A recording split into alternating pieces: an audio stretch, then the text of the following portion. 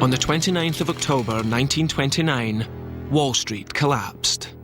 The fallout from this presented Hitler with his second chance to take power. This time, he wasn't going to get it wrong.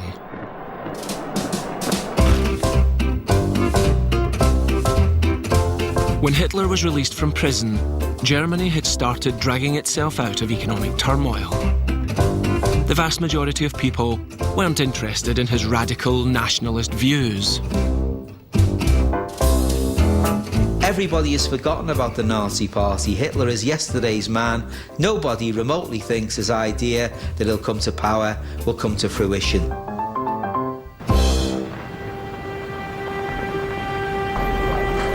Germany's recovery was an illusion, though. Across the Atlantic, trouble was brewing.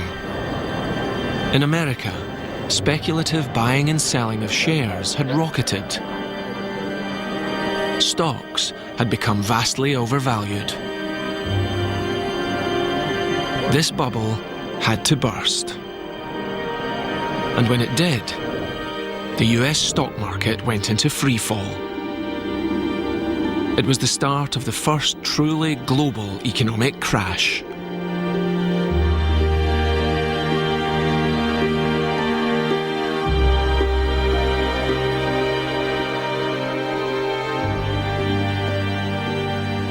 Because it is the first example of this, politicians, economists are not prepared for it. They do not have the instruments to deal with it. They don't have the theories, the understanding and the knowledge to deal with it. And of course, they don't have the solutions to help get over it. This crisis sent shockwaves around the world, and Germany was one of the countries hardest hit. As it plunged into a deep depression, there was a run on the banks, and the factories closed their gates. 6 million of the insured workers were made unemployed. When you think about it, at this time, one breadwinner and 3 or 4 children and a wife, that would affect 30 million people in Germany. This disaster needed somebody to come up with a solution, but mainstream politicians had none. During the good times, Hitler's radical message fell on deaf ears. But now, people wanted something different. It was the perfect time to make his second play for power.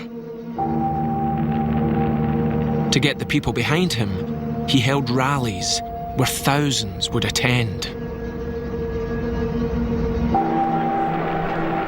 His anti-Semitism was cynically toned down to attract more of the electorate. But the underlying belief was still the same. Germany had to eradicate its inner enemies, the Jews. Hitler seems to have been able to become normal, if you like, within the context of the social crisis that Germany was in. In such dire times, the message began hitting home. People started listening, and they saw Hitler as the solution. Hitler was a masterful opportunist and was able to make maximum political capital out of this crisis. The Nazi Party started experiencing a meteoric rise in popularity. In the elections before the Wall Street crash, they only got 2.6% of the vote. But by 1932, there had been an astonishing turnaround. They had become the largest party in the country, winning more than a third of the votes cast. And in early 1933, President Hindenburg made Hitler Chancellor. The Nazi faithful held a torch parade to celebrate, but this still wasn't enough for Hitler. He wanted absolute power.